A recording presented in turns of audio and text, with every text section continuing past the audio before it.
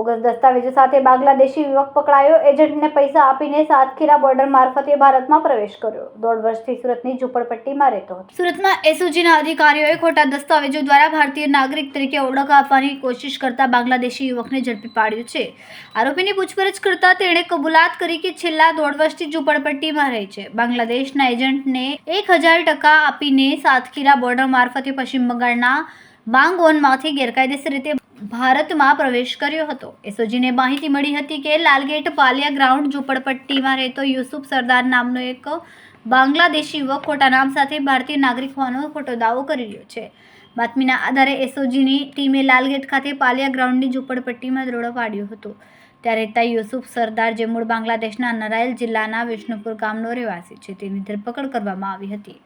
આરોપી પાસેથી બાંગ્લાદેશના પાસપોર્ટની ઝેરોક્સ, ખોટા નામે બનાવેલા ભારતીય ચૂંટણી કાર્ડ, ડ્રાઇવિંગ લાયસન્સ અને આધાર કાર્ડ તથા એક મોબાઈલ ફોન કબજે કરવામાં આવ્યો છે.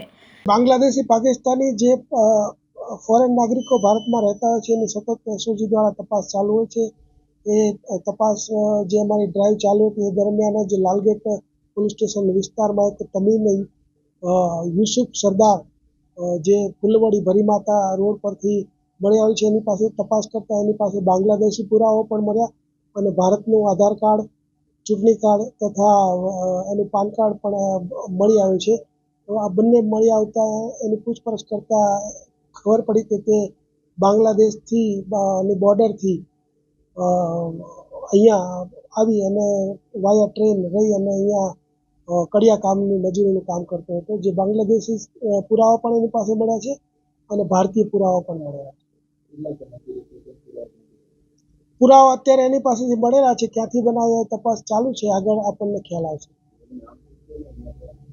એનું મૂળ નામ છે તમીમ યુસુફ સરદાર અને અહીંયા જે છે એ રાજેશ યુસુફ સરદારના નામથી રહેતો હતો. કેમેરામેન સેનિલ વિરાણી સાથે વિશાલ છેઠા, માનવ પ્રભા ન્યૂઝ, સુરત. અમારા વિડીયોની નવી અપડેટ મેળવવા માટે સબસ્ક્રાઇબ કરો માનવ પ્રભા ન્યૂઝ ચેનલને.